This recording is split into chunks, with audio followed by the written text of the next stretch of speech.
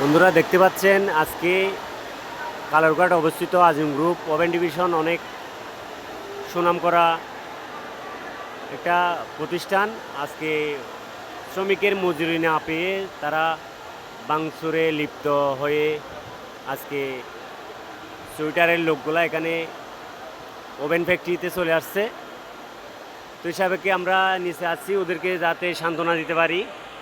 দেখেন সবাই উত্তেজিত মুখর পরিবেশে তারা অনেকগুলো গাড়ি ভাঙচুর করে দিছে।